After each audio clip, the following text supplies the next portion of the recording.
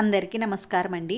ఈరోజు ఈ వీడియోలో మనకి తొందరలో వరలక్ష్మి వ్రతం అయితే రాబోతుంది కదండి. వరలక్ష్మి వ్రతం కోసం మనం ముందుగా కొన్ని ఏర్పాట్లను అయితే చేసుకోవాలండి. ఆ ఏర్పాట్లు ఏమిటి, ఏవి కూడా ఎక్కడా కూడా మిస్ అవ్వకుండా ప్రతి ఒక్క విషయం గురించి నేను ఇక్కడ మీకు వీడియోలో అయితే క్లియర్గా చూపిస్తానండి. అంటే మనం వరలక్ష్మి వ్రతానికి కొద్దిగా హడావిడిగా ఎక్కువ పని అవి ఉండడం వల్ల మనం కొన్ని విషయాలను అయితే మర్చిపోతూ ఉంటామండి. అందుకని నేను ఇక్కడ ఈ వీడియో అయితే చేస్తున్నానండి. ప్రతి ఒక్కటి కూడా మనం వరలక్ష్మి వ్రతానికి ఎలా సిద్ధం చేసుకోవాలి, ఎలా ఏర్పాటు చేసుకోవాలి అనే దాని గురించి నేను ఈ వీడియోని అయితే మీకు షేర్ చేస్తున్నానండి. అందుకని వీడియోని ఎవరు కూడా ఎక్కడ కూడా స్కిప్ చేయకుండా చివరి వరకు అయితే చూడండి.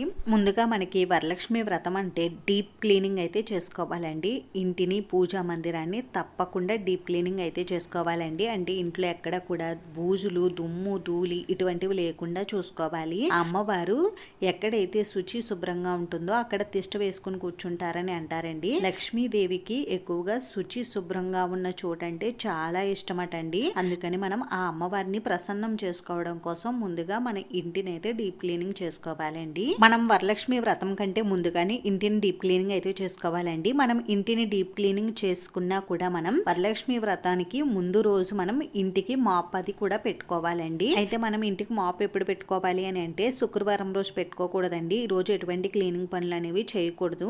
అందుకని మనం వరలక్ష్మి వ్రతానికి ముందు రోజు అయినటువంటి గురువారం రోజే ఇంటిని క్లీన్ చేసుకోవాలండి. అంటే మాప్ అవి కూడా మనం గురువారం రోజే పెట్టుకోవాలి. మనం ఇంటికి మాప్ పెట్టుకోవడం కోసం మాప్ పెట్టుకునే నీళ్ళల్లో కొద్దిగా పసుపు, అలాగే కొద్దిగా గల్లుప్పుని, ఇంకా మన గంగాజలాన్ని కానీ గోమూత్రాన్ని కానీ వేసుకోవాలండి ఆ నీటిలో. ఇంకా మనం మాప్ పెట్టుకునే నీళ్ళల్లో ఫ్లోర్ క్లీనర్ వేసుకుంటాం కదండి, మీరు దేనిని ఉపయోగిస్తే అదైతే కొద్దిగా వేసుకుని మీరు మాప్ అయితే పెట్టుకోండి. ఈ విధంగా మనం మాప్ పెట్టుకునే నీళ్ళల్లో పసుపు ఇవన్నీ వేసుకోవడం వల్ల మన ఇల్లు శుద్ధి అవుతుంది. అలాగే ఇంట్లో ఎటువంటి నెగిటివ్ ఎనర్జీ ఉన్నా కూడా అదంతా కూడా తొలగిపోతుందండి. ఇంకా మనం వరలక్ష్మి వ్రతం పూజల కోసం ముందుగా మనం కిచెన్ కౌంటర్ టాప్ని, అలాగే మన గ్యాస్ స్టవ్ని కూడా శుభ్రం చేసుకోవాలండి. ఎందుకంటే మనం అమ్మవారికి నైవేద్యాలను తయారు చేయడానికి గ్యాస్ స్టవ్ మీదే మనం తయారు చేస్తాం కదండి. అందుకని మనం మన గ్యాస్ స్టవ్ని, కౌంటర్ టాప్ని నీట్గా క్లీన్ చేసుకుని అందమైన ముగ్గులు అనేటివి పెట్టుకోవాలండి. అలాగే మనం గ్యాస్ స్టవ్కి గంధం, కుంకుమ బొట్లు కూడా పెట్టుకోవాలండి తప్పకుండా. నేను వీటిని ఎలా క్లీన్ చేశాను అనేది చూపించట్లేదండి, ఎందుకంటే ప్రతి ఒక్కరు కూడా క్లీనింగ్ ఒకేలా చేసుకుంటారు కదండి. అందుకని నేను ఇక్కడ ప్రత్యేకంగా అయితే క్లీనింగ్ అనేది చూపించట్లేదండి. నేను క్లీన్ చేసేసుకుని పొడి క్లాత్ పెట్టి గ్యాస్ స్టవ్ అంతా కూడా నీట్ గా తుడిచేసుకుని ఆ తర్వాత నేను చాక్ పీస్ తో ముగ్గులు అనేటివి పెట్టుకున్నానండి. ఇప్పుడు గంధం, కుంకుమ బొట్లు అయితే పెట్టుకుంటున్నాను. గ్యాస్ స్టవ్ కి ఇలా గంధం, కుంకుమ బొట్లు పెట్టుకుంటే స్టవ్ చూడడానికి చాలా అందంగా కనిపిస్తుంది కదండి. అలాగే స్టవ్ దగ్గర మనకి వాల్ ఉంటుంది కదండి, ఆ వాల్ పైన నేను ఈ విధంగా స్వస్తిక్ గుర్తుని అయితే వేసుకుంటున్నానండి. ఈ స్వస్తిక్ గుర్తుని చూడగానే మనకి కిచెన్ లో ఒక పాజిటివ్ వైబ్స్ అనేవి కలుగుతాయండి. అందుకని నేను ఇలా గంధంతో స్వస్తిక్ గుర్తుని అయితే వేసుకుంటున్నాను. వరలక్ష్మి వ్రతం రోజు మనం అమ్మవారికి చాలా రకాల పిండి వంటలను అయితే తయారు చేస్తాం కదండి, అమ్మవారికి నివేదించడం కోసం.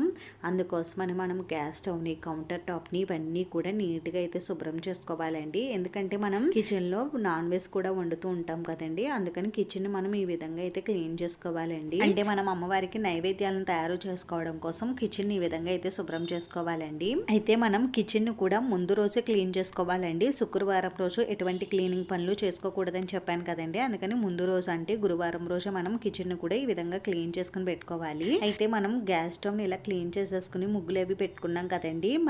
మరి మనం ఈ స్టవ్ పైన ఇంకేమీ వండకూడదా అని అంటే వండుకోవచ్చు అండి. నాన్ వెజ్ లాంటివి కాకుండా మీరు రైస్ వండుకోవచ్చు, పాలు కాచుకోవచ్చు, కర్రీస్ కూడా వండుకోవచ్చు అండి. అయితే మనం వరలక్ష్మి వ్రతానికి కిచెన్ ఈ విధంగా తప్పకుండా క్లీన్ చేసుకోవాలా అని అంటే తప్పకుండా క్లీన్ చేసుకోవాలండి. ఎందుకంటే మనం అమ్మవారికి నైవేద్యాలని కిచెన్ లోనే కదండి తయారు చేస్తాం. అందుకని తప్పకుండా మనం కిచెన్ అయితే క్లీన్ చేసుకోవాలండి. అమ్మవారికి చేసేటటువంటి నైవేద్యాలు చేసే చోటు చాలా నీట్ గా శుభ్రంగా ఉండాలండి. ఇంకా మనం వరలక్ష్మి వ్రతం కోసం తప్పకుండా తులసి కోటను కూడా శుభ్రం చేసుకోవాలండి. తులసి కోటను కూడా శుభ్రం చేసుకుని తులసి కోటకు కూడా పసుపు రాసి గంధం, కుంకుమ బొట్లు పెట్టి తులసి కోటను కూడా అందంగా అలంకరించుకోవాలండి. ఇంకా మనం వరలక్ష్మి వ్రతం పూజ కోసం కావలసిన సామాగ్రి అంతా కూడా ఒక చోట పెట్టుకోవాలండి. అన్ని కూడా ముందే సర్ది పెట్టుకుంటే మనం ఏది మర్చిపోకుండా లేకుండా ఉంటామండి. పూజలో మనకి హడావిడి లేకుండా, కంగారు లేకుండా, ఎటువంటి టెన్షన్ లేకుండా మనం పూజని చక్కగా అయితే చేసుకోవచ్చు. ఇంకా మనం ముందు రోజు మార్కెట్ నుండి తెచ్చుకోవాల్సినవి ఏంటో కూడా నేను ఇక్కడ చూపిస్తున్నానండి. మనకి పూజలు వ్రతాలు అంటే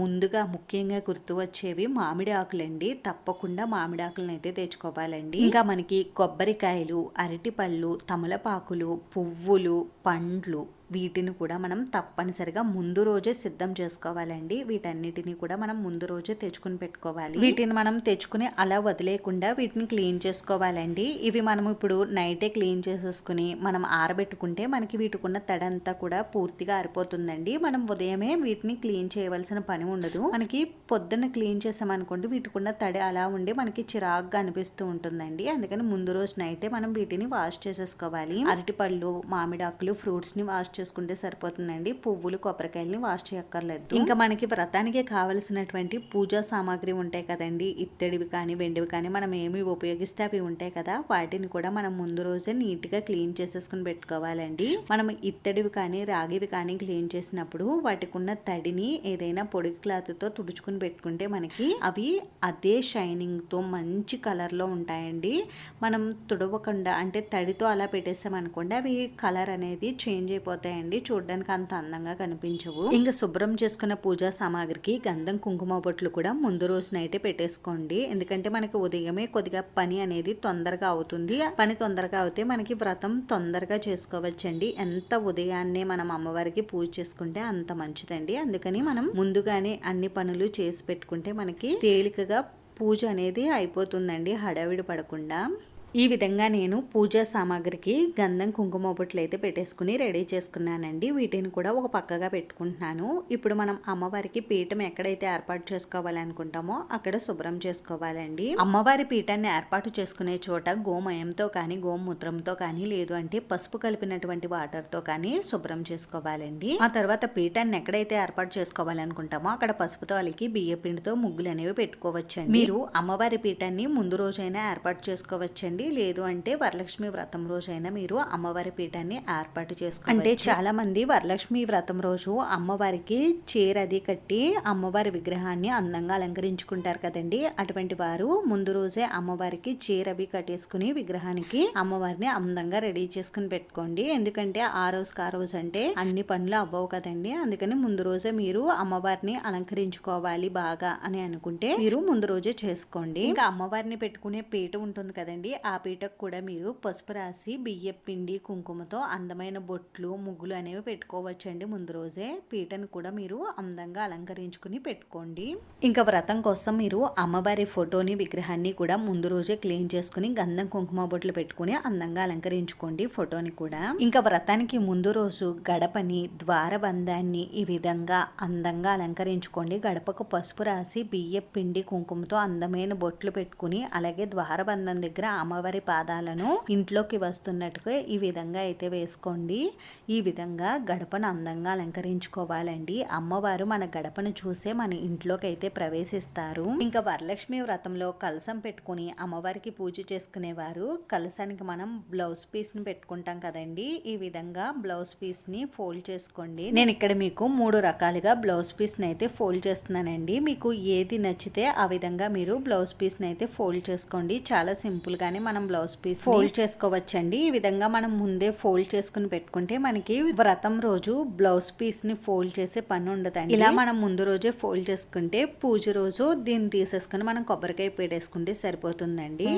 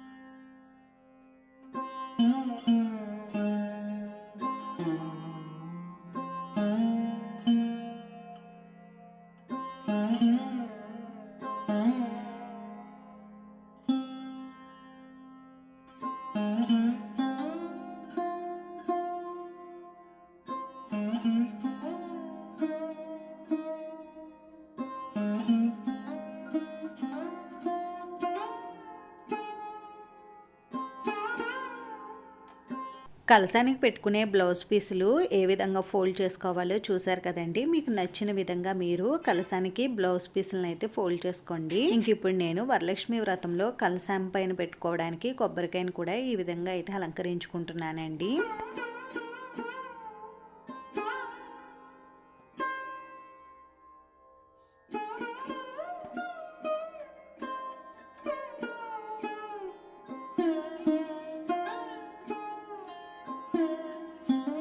వరలక్ష్మి వ్రతం పూజ కోసం కొబ్బరికాయని ఈ విధంగా 2 నిమిషాల్లో అయితే మనం అలంకరించేసుకోవచ్చండి. అలాగే మనం పూజలో తోరగ్రంథి పూజ చేసుకుంటాం కదండి, అందుకోసం తోరాలని మనం ముందు రోజే రెడీ చేసుకోవచ్చండి.